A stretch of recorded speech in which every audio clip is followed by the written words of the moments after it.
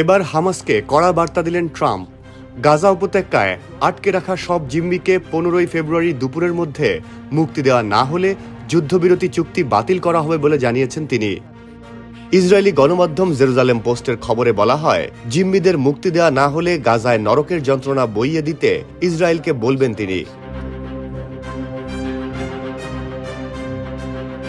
ট্রাম্পের এই বক্তব্যের কয়েক ঘন্টা আগেই হামাস তাদের টেলিগ্রাম অ্যাকাউন্টে 15 ফেব্রুয়ারি জিম্মি মুক্তি দেওয়ার পরিকল্পনা বাতিল করে একটি ঘোষণা দেয়।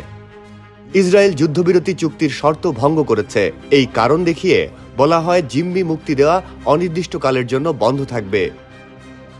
এই ঘোষণার পর ইসরায়েলি প্রধানমন্ত্রী বেনিয়ামিন নেতানিয়াহু তার শীর্ষ নিরাপত্তা কর্মকর্তাদের সঙ্গে আলোচনা করেন। আজ মঙ্গলবার ইসরায়েলের যুদ্ধকালীন নিরাপত্তা ক্যাবিনেটের বৈঠকে এই বিষয়টি নিয়ে আরও আলোচনা হবে বলে জানা গেছে।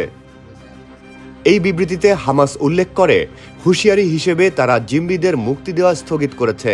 তারা আশা করছে এতে মধ্যস্থতাকারী দেশগুলো ইসরায়েলকে যুদ্ধবিরতির চুক্তির শর্তগুলো মেনে চলার জন্য চাপ দেবে। পরবর্তীতে হামাস আরও জানায়, জিম্মি ও বন্দি বিনিময়ের পথ এখনো খোলা রয়েছে।